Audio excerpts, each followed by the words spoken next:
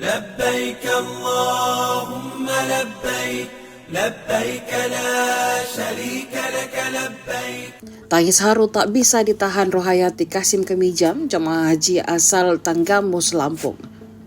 Di usia 47 tahun, bidan desa ini mencurahkan pengalaman spiritualnya selama di Tanah Suci. Saat ditemui di Hotel Rawabi Mina, Mekah, Rohayati mengenang momen tak terlupakan usai menjalani umrah wajib. Bersama sang suami Joko Wahyudi, ia mendampingi seorang lansia dalam ibadah, namun tubuhnya lelah. Keduanya kehabisan tenaga mendorong kursi roda sepulang sholat asar di Masjidil Haram. Namun menurutnya tiba-tiba saja ada seseorang yang tak dikenal membantu mendorong kursi roda. Sampai sekarang ia tidak kenal dan tidak tahu siapa orang itu. Bagi Rohayati, pertolongan itu adalah bentuk kasih sayang Allah.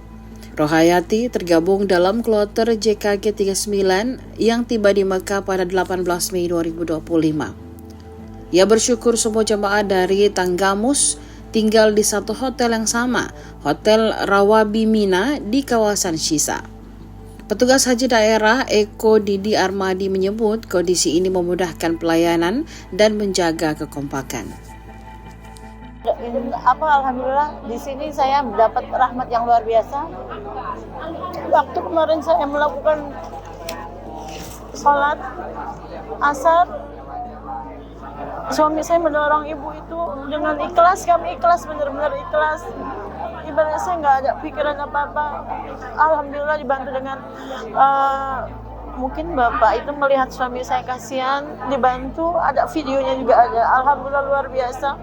Kami dimudahkan semuanya selama kami di sini, mudah-mudahan sampai selesai kami diberikan kesehatan, keselamatan, pulang juga dengan sehat selamat aja. Download Tribun X sekarang, menghadirkan lokal menjadi Indonesia.